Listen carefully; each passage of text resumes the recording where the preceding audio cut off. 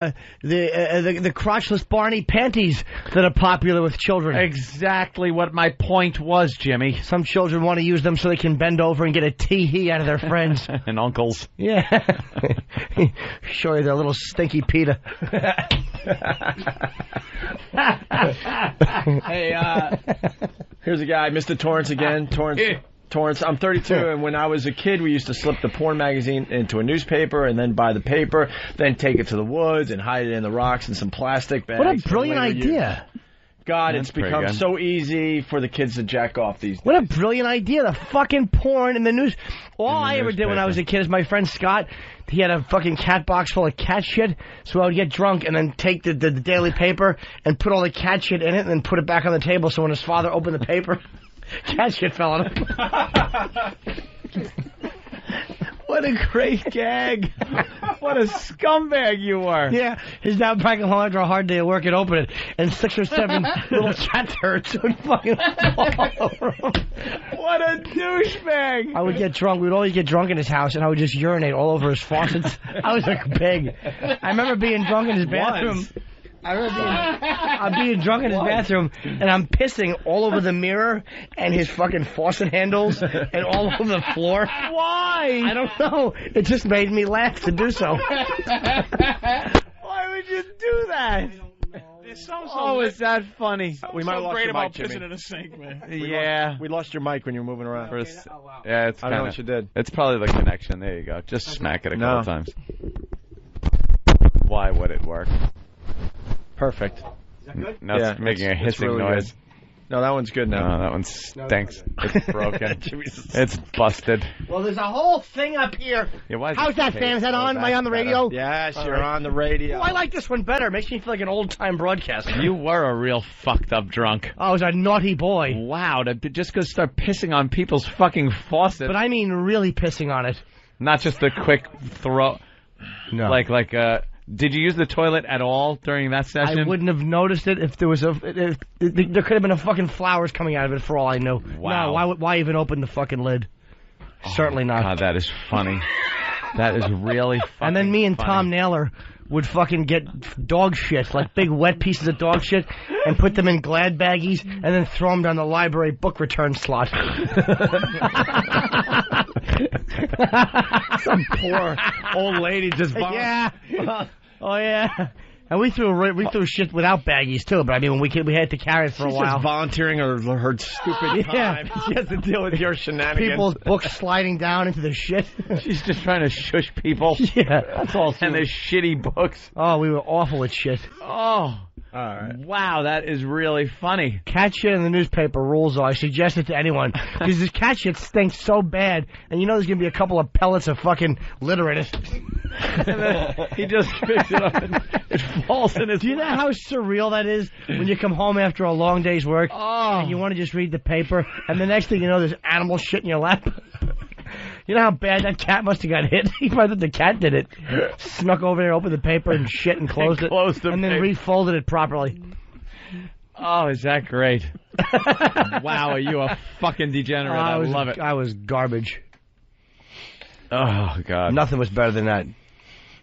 No. No. Shit in people's mailboxes.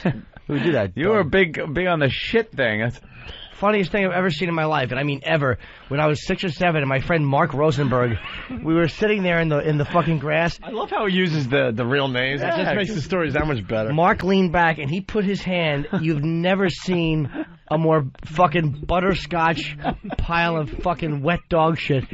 It was as fresh. I'm surprised the dog wasn't actually walking away when he did it. He put his hand, he leaned back for a casual chat in the grass and stuck his hand in this pile of shit. And it's the funniest thing. I've never seen anything funnier. That was 32 years ago. And nothing has come close. Were you just doubled over crying laughing? It was incomprehensibly funny. Like, as a child, I didn't realize that anything could make you feel that kind of emotion. And that's all it took. And women think they understand what funny is. That's what funny is. Hey, God damn, that is good. Andrea Pizer. Oh, I guess she never called. Do we have an update? God are we trying to get Andrea Pizer on the... Dan? Steve? Can't get her on the phone from the New York Love Post? that. All right. Hey, story of the day. Oof, It's time for story of the day. And remind me to tell you the stories of when we would drive by with cups and throw urine on people in New Brunswick. That was our favorite activity. We would drive around, me and my friend Luch. He was like 35 and he hung out with the teenagers. Oh, creepy guy. Yeah, he drove a fucking Volkswagen Bug, and we would drink, and I would piss into cups, and we would just drive through New Brunswick and throw it on people. And I would leave the little... Oh, we got some good ones. And I fucking had a plastic cup with a plastic lid on it. I'll never forget there was a couple walking, and I fucking threw it, and the arc was beautiful, and the guy put his arm up to block it. And it hit his arm, and exploded. Piss went all over him and his girl.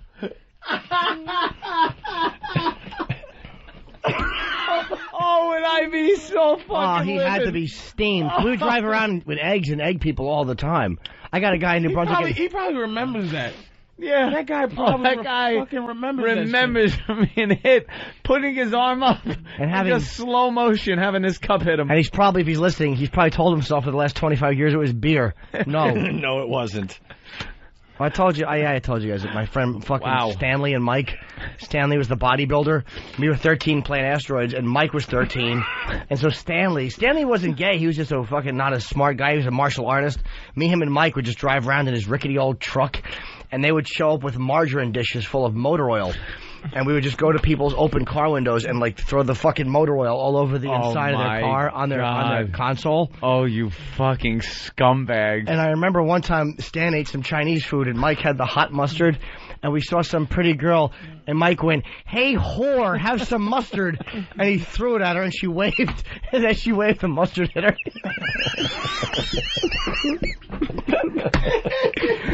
Oh.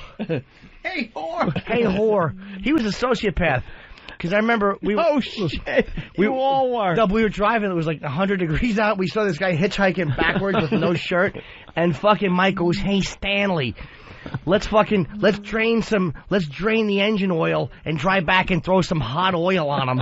He wanted to drain oil out of the hot engine and throw it on a guy's bare chest while he was hitchhiking. And he meant it. Let's go throw hot oil on him, Stanley. 1353? Dude, what's the hot oil? We found one time the Holy Grail. We were in a parking lot, and we found a half a dish of melted chocolate ice cream, and there was an open car window with one of those fur seat backs. Oh, we smushed it all over the seat back. We drove by 5 minutes later, and there was an elderly couple. They had to be in their 70s, and they were outside the car, and she's wiping chocolate off the guy's back.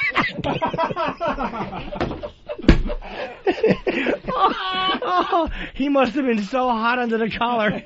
He sat down and got fucking chocolate all over his old back. Oh, it was perfect. Oh, that was a good one. all over his old back. Oh, I'll never forget him standing there and her behind him just wiping at his back. Oh, you a fuck. Norton was a fucking menace. He really was. Hey, Stanley, let's go back and throw hot oil on him. Let's get a Paul in Nashville. Paul. Fucking menace. He's a menace. Paul. Fucking laugh. Paul. Yes. Go. Let's go. One of the best places to take a crap to piss someone off is to get up on the green at a golf course. Sit there and fill the hole full of shit, because you know that first golfer taps in, reaches in, grabs his ball, and gets a handful of shit. That's a good That's one. also that's a damn good one. That's a damn good one, is right. Hey, Stan. Oh, that guy I'll never forget the guy on the shoulder, backwards hitchhiking with no shirt.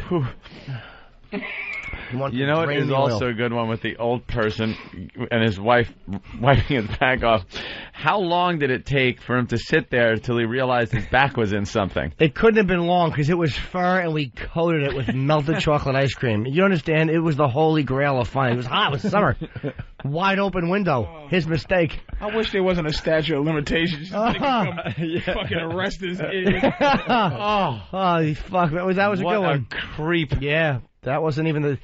Oh, shit. Yeah. He was going to say But that you got wasn't even a few. the beginning. No, we wrote Then we killed them. Both of them. They had the pickup truck one time, and they had a couch, a giant old sofa on it. So we set the sofa on fire and pushed it off the truck onto the highway. We were hoping a car would hit it.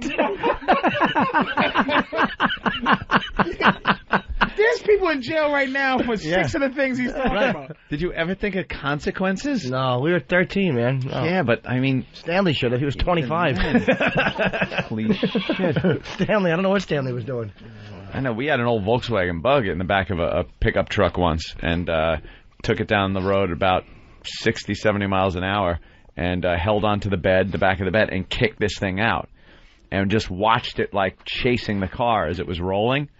And it was so good, and we were going to do that and then just leave, but nothing happened. Like, there weren't any cops, there wasn't an explosion, people didn't come out or anyway. So we backed up, lifted it back into the truck so we could do it again.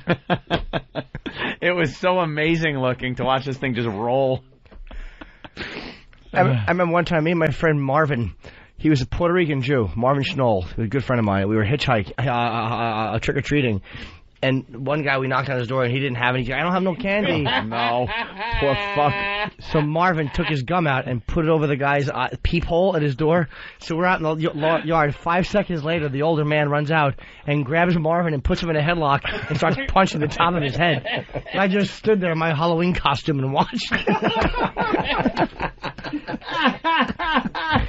What were you dressed as? I don't remember, Darth Vader or something. I just watched Marvin. Real evil Darth Vader. Yeah. Just watching your friend get pummeled. Yeah, well, I held a fucking bag full of pennies and Milky Ways. Oh, is that fucking funny? No, I remember we was talking about, what was the thing you were talking about with the embarrassing stories? Remember that shit? What's the thing in school? You ever remember something that's so embarrassing to this day when you think about it, you go, ooh. We were talking about I guess the douche chill would be the way we describe it now. We had a talk one night about those moments. They're not embarrassing like, yeah, I farted and this chick smelled it. Not exposure type embarrassing. Things where, like, wow, who I am is just garbage. Yeah. Like, humiliating little moments. Ugh. And for me, one of them